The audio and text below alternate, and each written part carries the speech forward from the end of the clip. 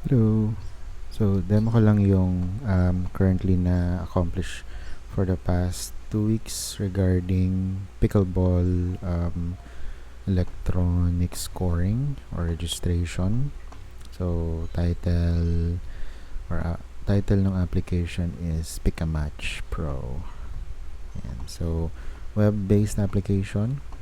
And then meron tayong two types of user: admin, first one, which has access to all of the modules, and then referee, may specific module para sa referee or sa umpire. So first, demo ko tong first part, which is yung pag-create ng event. So yung flow would be, kikreate ka ng event, and for example, ito, ginawa ko na siya kanina. If you want to add a new event, simple form lang naman siya.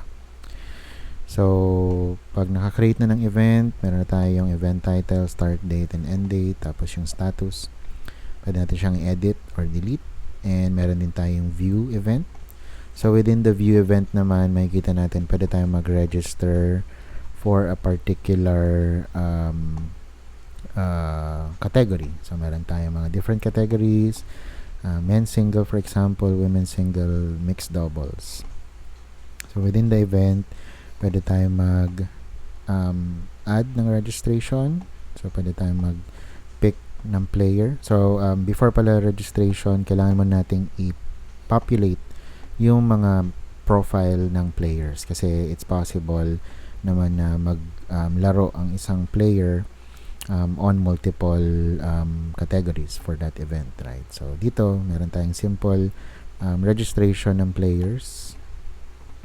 Simple pa lang naman siya. Meron siyang first name, last name, gender, contact number, address, and then pwede din mag-add ng picture, and then duper rating. So, optional pa siya. So, yan. Once na-populate natin yung mga player profile, pwede na tayo magpunta dun sa registration. Or, pwedeng dito sa registration table, which is nakalist lahat ng registration regardless of the event. Or, pwede tayong pumunta sa event list, and then click yung view. So dito pwede natin silang iset, register, pick yung event, and then kung anong category, and then yung player sa select siya. So kung singles, makikita nyo na makakaselect lang tayo ng player, pero kapag doubles, makikita natin na pwede tayong mag-enter ng team name, and then mag-select ng specific players dito. So player 1, player 2, and then yung team name nila. And then yung status, requested, waitlisted, confirmed. And then yung payment status, kung nakapag-pay na ba sila.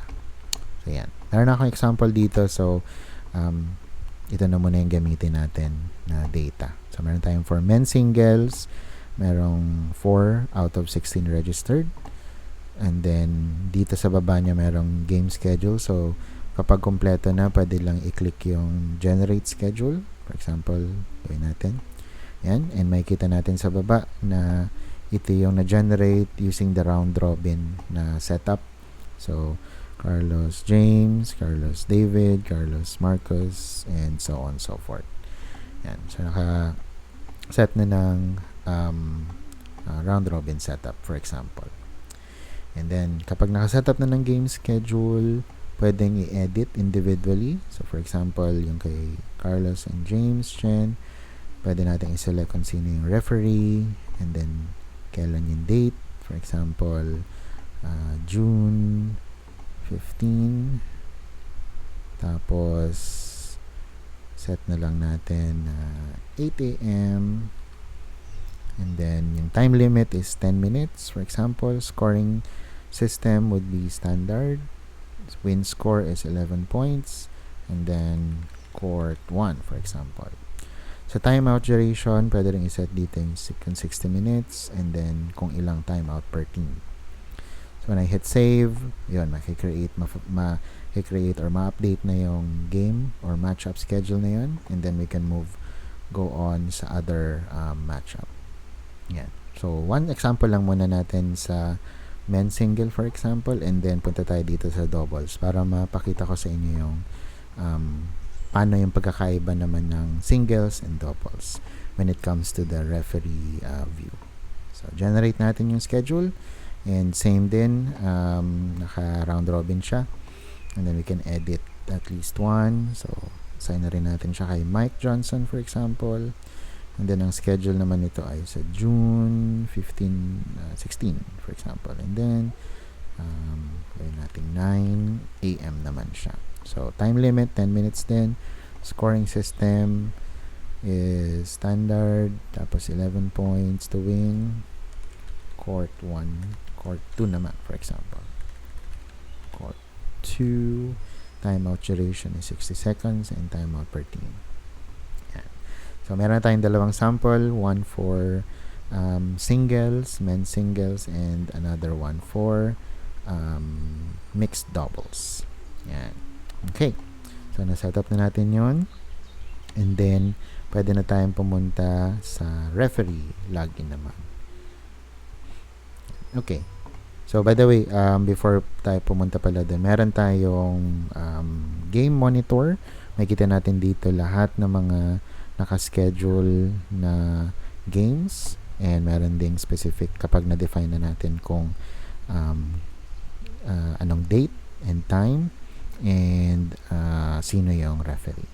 So, I think mali pa yung na-display na time dito since UTC siya. Pero I'll fix that one. Okay. Okay. So, punta tayo ng referee. So, si Mike.ref at example.com. Yan. Ito yung magiging access ng referee. So, meron siyang My Games. Lahat ng mga games na naka-assign sa kanya as a referee. And, for example, sa men's singles, ang matchup na naka-line up for June 15, dapat 8 a.m. yun, is si Carlos Rivera and James Chen.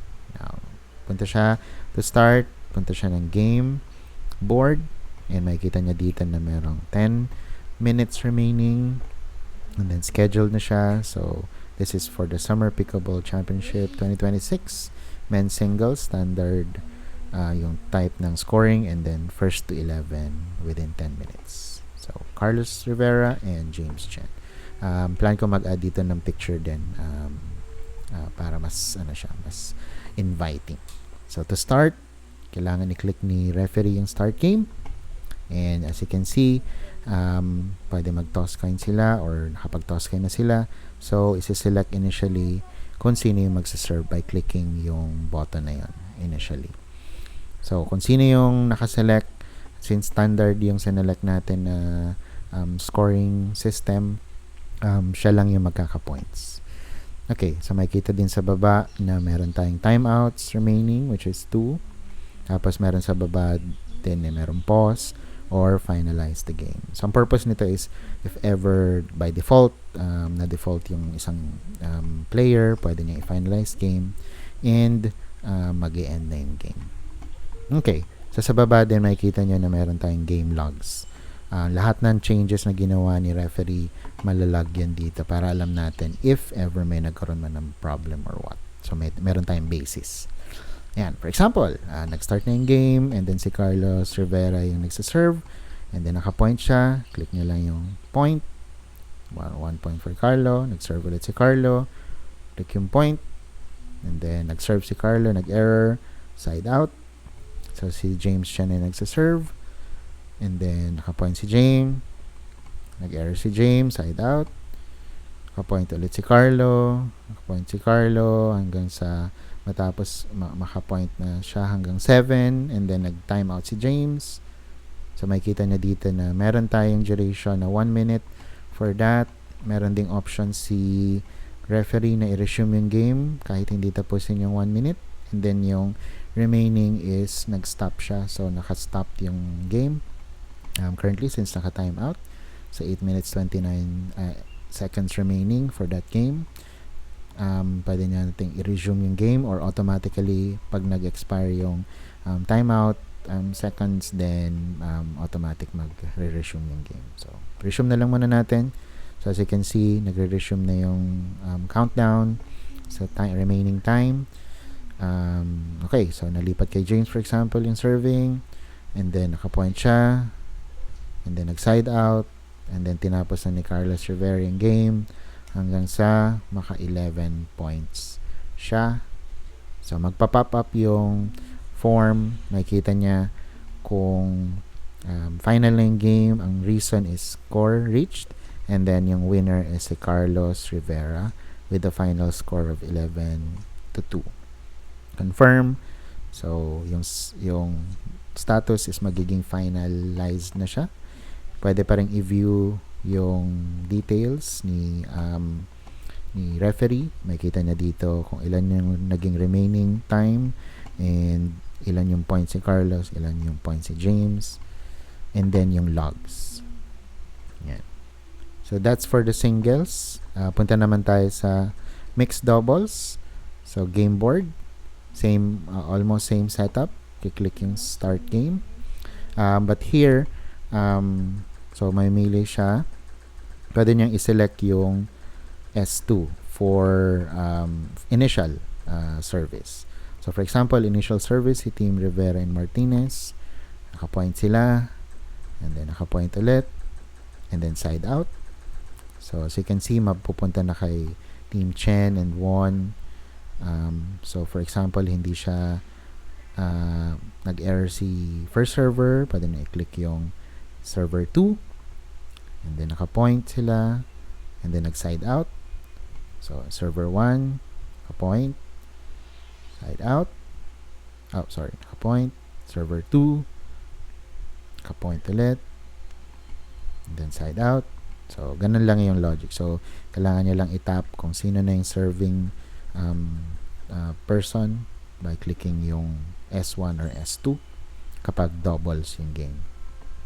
So same thing, meron tayong timeout, and then meron tayong timeout for each team. So for example, tinapos na nila Chen and Won yung game up to 11 points. Server 2. Okay. 11 points. So panalo sila. Score reached. And ang winner is si Team Chen and Won. Confirmed. Okay. So, again, you can view it. And ang winner dito is si Team Chen and si Team Won. Yan. So, that's the view ng referee. And if we go back dun sa admin,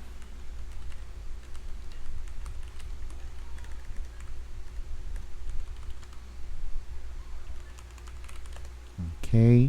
And see here sa game monitor, makikita natin yung mga na-finalize na sa baba na schedule. So, court 1, court 2, for example here. So, si Carlos Rivera yung panalo dito sa men's singles. You can also click it. And yung admin, makikita niyo yung details. Kung sino yung winner. And then yung logs. So, if ever may problem, may protest or something, meron tayong logs dito. Yan. So, ito naman yung view ng doubles. Almost the same. Meron lang siya nung S1, S2 na tag. So, yan. So far, that's it. Ang pending pa natin dito is, of course, yung sa mga quarterfinals and finals, and siguro reporting na rin for you to be able to generate yung report for finalized na game matches. So, for now, that's it. Let me know if you have questions.